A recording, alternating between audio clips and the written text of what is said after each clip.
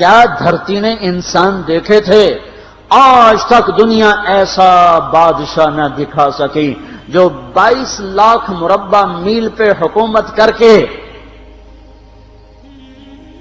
مسجد میں جھاڑو دے رہا ہو، جو 22 لاکھ مربع میل پر حکومت کر کے پانی کی مشق کندھے پہ اٹھا کے بیوہ عورتوں کے گھر میں گھڑوں میں پانی بھرنے جا رہا ہو۔ امیر المومنین کہاں جا رہے ہو؟ فلاں اماں کے گھڑے میں پانی بھرنے جا رہا ہوں، فلاں کے گھر میں پانی بھرنے جا رہا ہوں۔ 22 لاکھ مربع میل پہ حکومت کر کے دھرتی نے ایسا بادشاہ نہیں دیکھا جو اونٹ چراتا پھر رہا ہو، اور جو بیت المال کا اونٹ گم ہوا چولے کو باندھا اور دوڑ لگائی، آگے احنف بن قیس ملے، ارے کہاں جا رہے ہو امیر المومنین؟ کہ تو بھی آجا، بیت المال کا اونٹ گم ہو گیا ہے، مل کے تلاش کریں۔ پتہ نہیں کتنے مسلمانوں کا اس میں حصہ ہے۔ دھرتی ایسا بادشاہ نہ دکھا سکے گی، نہ دکھا سکے گی، کوئی ایسا آیا ہی نہیں ہے کہ جو اتنی بڑی سلطنت کا مالک ہو اور کیکر کے درخت کے نیچے بغیر پیروں کے سو رہا ہو۔ یہ ہمارے چھوٹے چھوٹے حکمران، ووٹوں کے ذریعے سے کرسیوں پر بیٹھنے والے، ان بے وقوفوں کے آگے بھی پہرے، پیچھے بھی پہرے، دائیں بھی پہرے، بائیں بھی پہرے، اوپر بھی پہرے، ان کی گاڑیاں بھی بلٹ پروف، یہ پھر بھی ڈرتے ڈرتے جا رہے کہ انہوں نے ظلم کیا، یہ اپنی ذات میں خوف زدہ ہو گئے۔ عمر نے اپنے نام کے ساتھ فاروق کا لقب آپ نے کہا عمر فرق بین الحق والباطل، عمر وہ عمر ہے جس نے حق اور باطل میں فرق کر کے دکھا دیا، اس لیے یہ فاروق ہے، اس نے حق اور باطل میں فرق کر کے دکھایا، یہ فاروق ہے۔ حسن بصری فرمایا کرتے تھے اپنی محفلوں کو عمر کے ذکر سے سجاؤ۔ حضرت عائشہ فرمایا کرتی تھیں عمر کے تذکرے کیا کرو کہ جب عمر کا تذکرہ ہوتا ہے تو عدل کا تذکرہ ہوتا ہے، جب عدل کا تذکرہ ہوتا ہے تو اللہ کا تذکرہ ہوتا ہے۔ کہ ہم عائشہ رضی اللہ تعالیٰ عنہا فرمایا کرتی تھیں اتنے بڑی سلطنت پر حکومت کرنے کے بعد اللہ کی راہ میں جانے والے مجاہدین کے گھر گیا کھڑا ہوا ہے، دروازے پہ دستک دے رہا ہے، بیٹی کوئی بازار سے سودا لینا ہو تو مجھے بتاؤ، تیرے گھر والا تو اللہ کی راہ میں ہے، میں تمہارے گھر کا سودا لے آؤں، کیا کیا چیز چاہیے؟ تم نے اپنے خامند کو خط لکھنا ہوگا، تم تو لکھنا نہیں جانتی، مجھے بتاؤ میں تیرے خامند کو تیری طرف سے خط لکھوں۔ اما تیرا بیٹا اللہ کی راہ میں گیا ہوا ہے، مجھے بتا میں تیرے بیٹے کے نام تیری طرف سے خط لکھوں۔ اتنی بڑی جس کے سامنے قیصر اور کسرا زیر و زبر ہو گئے، کج کلا، وہ زمین میں جا کے تہ خاک میں وہ سارے ہیرے لال جواہر، وہ زمین میں لوٹ پوٹ کرنے والا، کسرا کے تخت کو توڑنے والا اور روم کی طاقت کو توڑنے والا، آل ساسان کی طاقت کو توڑنے والا اور نوشیروان کے خزانے مدینے میں لانے والا اور خسرو پرویز کے خزانے مدینے میں لانے والا اور رومت الکبرا کے خزانے مدینے میں لانے والا خود اپنے کرتے میں 14 پیوند لے کے چل رہا ہے۔ 14 پیوند کے ساتھ کرتا ہے، مہینے میں 1 دن گوشت کھاتے تھے، وہ روٹی کھاتے تھے کہ عام آدمی حلق کے نیچے نہیں لے جا سکتا تھا۔ ہے سال کی ابتدا اس شخص کی شہادت سے ہوتی ہے جس کو اللہ نے وہ عزت دی۔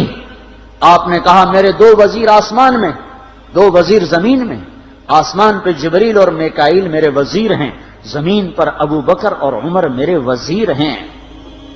آپ فرمایا کرتے تھے ابو بکر عمر اگر کسی بات پہ جمع ہو جائیں تو میں ان کے مشورے کے خلاف کبھی نہ کروں گا۔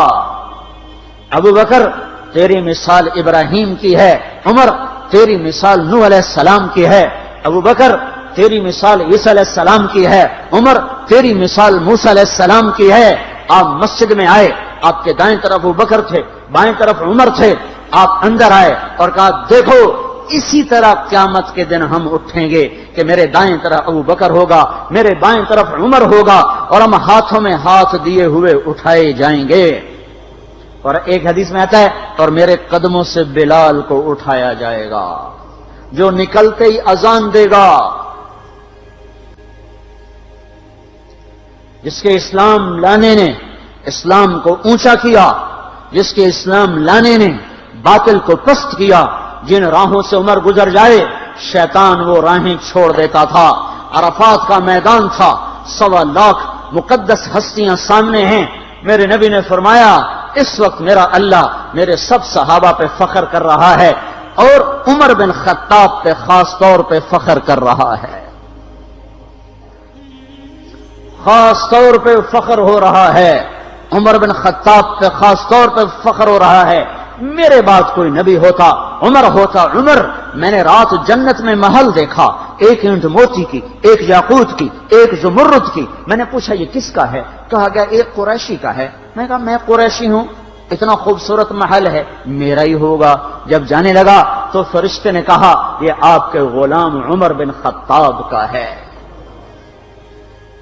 وہ کیا مبارک لوگ ہیں کہ جنہیں نبی کے گھر میں قبر نصیب ہو، ایک طرف ایک ساتھی، ایک طرف دوسرا ساتھی، جن کو نبی کے دو پہلوؤں میں جگہ ملی ہو۔ وہ کیسی عظیم ہستیاں اتنی بڑی سلطنت کا مالک اور اتنے بڑے عدل کی نشانی بن کر مدینے میں مسجد میں بیٹھے رو رہے ہیں۔ امیر المومنین کیوں رو رہے ہو؟ کہا دجلہ کے کنارے کتا بھی پیاسا مر گیا تو پوچھ تو عمر کی ہوگی، فرات کے کنارے کتا بھی پیاسا مر گیا تو پوچھ تو عمر کی ہوگی۔ راتوں کو پہرے دیے جا رہے ہیں، راتوں کو خبرگیری کی جا رہی ہے۔ مدینے کے باہر ایک خیمہ ملتا ہے، چند بچے ملتے ہیں جو رو رہے ہیں۔ ایک عورت ہانڈی چڑھا کے ڈوئی پھیر رہی ہے۔ پوچھتے ہیں بہن یہ بچے کیوں رو رہے ہیں؟ کہ یہ بھوک سے رو رہے ہیں۔ ہانڈی میں کیا ہے؟ پانی، کچھ بھی نہیں۔ کیوں چڑھایا ہوا ہے؟ بہلانے کے لیے۔ سو جائیں گے روتے روتے، میرا اور عمر کا اللہ کے ہاں فیصلہ ہوگا۔ تو عمر کی ہچکیاں بن گئیں کہ عمر کو بہن تیرے حال کی کیا خبر؟ کہ پھر ہمارا بادشاہ کیوں بنا ہے؟ اگر ہمارے حال کی خبر نہیں لیتا تو ہمارا خلیفہ کیوں بنا ہے؟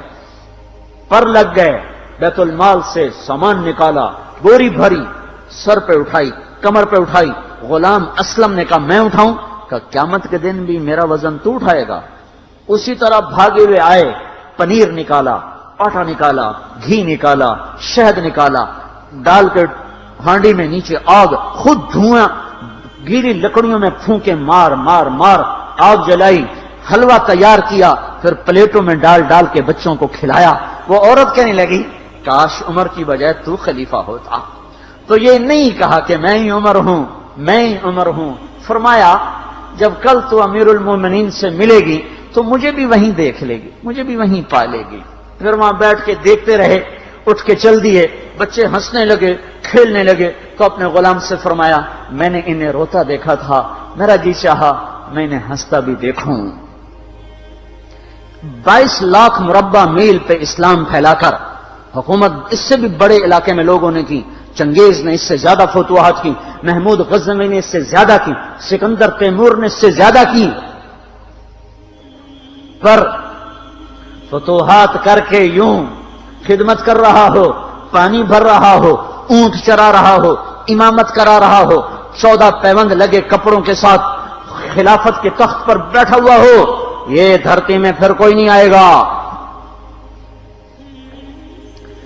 ہے نماز میں خنجر لگا، نماز پڑھاتے ہوئے 27 ذوالحج، 27، 28، 29 یکم کو انتقال ہوا۔ یکم محرم موت کے آثار گہرے نظر آئے۔ بیٹے کو بلایا کہ بیٹا جاؤ اما عائشہ سے پوچھ کے آؤ کہ عمر اپنے ساتھیوں کے ساتھ دفن ہونے کی اجازت چاہتا ہے۔ امیر المومنین کے لقب سے بات نہ کرنا، عمر کہنا، عمر، اب میں امیر المومنین نہیں رہا۔ جب وہ پوچھنے گئے تو حضرت عائشہ رو رہی تھیں۔ انہوں نے عرض کیا اما جان میرا باپ اپنے ساتھیوں کا پڑوس چاہتا ہے۔ انہوں نے فرمایا یہ جگہ تو میں نے اپنے لیے رکھی تھی، لیکن اگر عمر چاہتے ہیں تو ان کو مجھ پر فضیلت ہے، میں ان کے لیے دستبردار ہوں۔ انہوں نے واپس آ کر خوشخبری سنائی، مبارک ہو اجازت مل گئی۔ کہ نہیں شاید میرے شرم میں اجازت دی ہو، جب مر جاؤں تو مجھے دوبارہ دروازے کے سامنے رکھ کر پھر جا کے پوچھنا، اس وقت اجازت ملے تو پھر لے جانا، ورنہ مجھے بقیع کی طرف لوٹا دینا۔ اتنے میں حضرت علی آئے، پریشان دیکھا، عمر کیوں موت سے ڈر گئے؟ کہ نہیں، موت کے بعد کی گھاٹی سے ڈر رہا ہوں۔ کہ ڈرو نہیں، میرے ان کانوں نے سنا ہے اور اتنی دفعہ سنا ہے کہ میں گن نہیں سکتا کہ اللہ کے نبی فرمایا کرتے تھے ابو بکر اور عمر جنت کے بڑی عمر کے لوگوں کے سردار ہیں۔ آپ نے فرمایا تو اس بات کی گواہی دے گا؟ کہ میں بھی دوں گا، میرا بیٹا حسن بھی دے گا۔ امام حسن بھی ساتھ تھے۔ کہ میں بھی دوں گا، میرا بیٹا حسن بھی گواہی دے گا۔ پھر بھی ہے جو جنت کی بشارتیں لیے ہوئے ہیں، 10 مبشرہ، ابو بکر جنتی، عمر جنتی، عثمان جنتی، علی جنتی، طلحہ جنتی، زبیر جنتی، ابو عبد الرحمن بن عوف جنتی، ابو عبیدہ بن جراح جنتی، سعید بن زید جنتی۔ آپ نے نام لے کر گن کر کہا، سنو ابو بکر جنتی ہے، عمر جنتی ہے، عثمان جنتی ہے، علی جنتی ہے، طلحہ جنتی ہے، زبیر جنتی ہے، سعد بن ابی وقاص جنتی ہے، عبد الرحمن بن عوف جنتی ہے، ابو عبیدہ بن جراح جنتی ہے، سعید بن زید جنتی ہے۔ میں ان سے راضی ہوں، لوگوں ان کا حق پہچانو، میں ان سے راضی ہوں۔ پھر آپ نے فرمایا اگر تم نے ان کے بارے میں کسی ایک کے بارے میں بھی دل میں بغض لے کر مر گئے، اور تم نے اتنی بندگی کی تھی کہ سوکھ کے کانٹا ہو گئے تھے، روزے اتنے رکھے تھے کہ پیٹ کمر کو لگ گیا تھا، سجدے اتنے کیے تھے کہ تمہارے ماتھے اور گھٹنوں پر پتھروں جیسے نشان پڑ گئے تھے، اتنا کچھ کر کے ان 10 میں سے کسی ایک کا بغض لے کر اگر تم مر گئے تو اللہ تمہیں منہ کے بل جہنم میں گرا دے گا۔ لوگوں میں ان سے راضی ہوں، ان کا حق پہچانو، جن کو اللہ بھی رضا کے پروانے دے رہا ہو، جن کو اللہ کا رسول رضا کے پروانے دے رہا ہو، جن کو وزارت کا شرف مل چکا ہو، نبی کے پہلو میں قبر جن کی بننے کا اعلان ہو چکا ہو، وہ موت پر کیا کہہ رہا ہے؟ موت پہ کیا کہہ رہا ہے؟ اپنے بیٹے سے کہا میرا سر زمین پہ ڈال دے۔ ان کی گود میں سر تھا عبداللہ بن عمر، تو انہوں نے گود سے ہٹا کر پنڈلی پہ رکھ لیا، یہاں رکھ لیا۔ کہنے لگے کیا کہہ رہا ہوں سنتے نہیں ہو، زمین پہ ڈال دو۔ تو انہوں نے زمین پہ ڈالا تو اپنے چہرے کو مٹی میں رکھ دیا اور ایسے ملنے لگے اور کہنے لگے اے میرے رب، اگر تو نے عمر کو معاف نہ کیا تو عمر ہلاک ہو جائے۔ ویل لک یا عمر ولامک ان لم یغفر لک ربک، عمر تیری ہلاکت ہے اگر تیرے رب نے تجھے معاف نہ کیا۔ یہ کہتے جان دے دی۔ 22 لاکھ مربع میل میں اسلام کو زندہ کرنے والا، این حالت نماز میں زخم کھا کے گرنے والا، مطلوب مصطفیٰ، وزیر مصطفیٰ، جنت کی خوشخبریاں لے کر پھر موت پر یوں کہہ رہا ہو اے اللہ تو نے معاف نہ کیا تو میرا کیا بنے گا؟ کیا بے طلبی ہے۔ ان کے بیٹے خلافت کے اہل، ان کے بہنوئی سعید بن زید 10 مبشرہ میں سے دونوں کے نام کاٹ دیے کہ یہ 6 ہیں جن سے اللہ کا رسول راضی تھا، جس کو چاہو خلیفہ بنا دو، جس کو چاہو حکومت دے دو، نہ میرے بیٹے کو ملے گی نہ سعید بن زید کو ملے گی۔ کسی نے کہا شوشہ چھوڑا، آپ کا بیٹا بھی تو بہت قابل ہے، اسی کو بنا دیں۔ تو اسے تو طلاق دینا نہیں آتا، حکومت کہاں سے چلائے گا؟ یہ ایک واقعہ کی طرف اشارہ کیا ہے، اس کے پیچھے ایک واقعہ ہے جس کو انہوں نے یاد کر کے فرمایا وہ تو طلاق دینا نہیں جانتا، وہ حکومت کیا چلائے گا؟ حالانکہ بڑے صحابہ میں عبداللہ بن عمر کا مقام ہے۔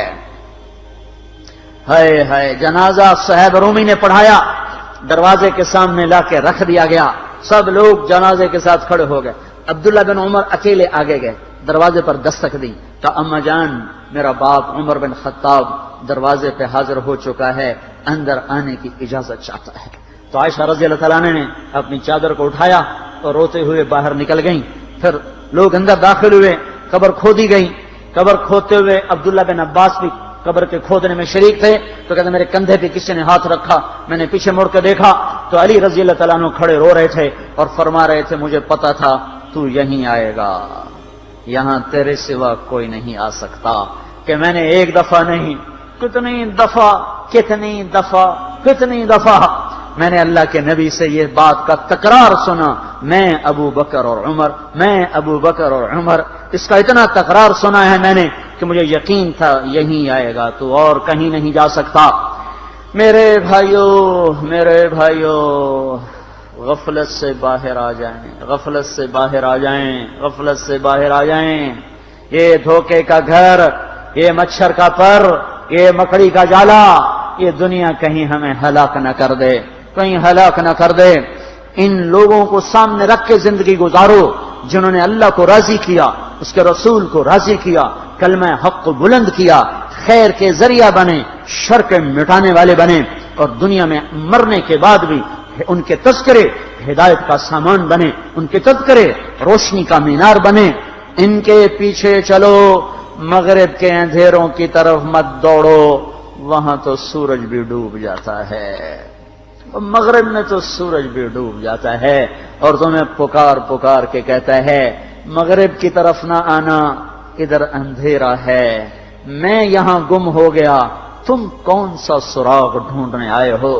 دوڑو اللہ اس کے رسول کی پاک زندگی کی طرف، اس کے پاک صحابہ کی زندگی کی طرف، جن کو اللہ نے مرنے سے پہلے جنت ہاتھ میں دے دی، جنت کی بشارت دے دی۔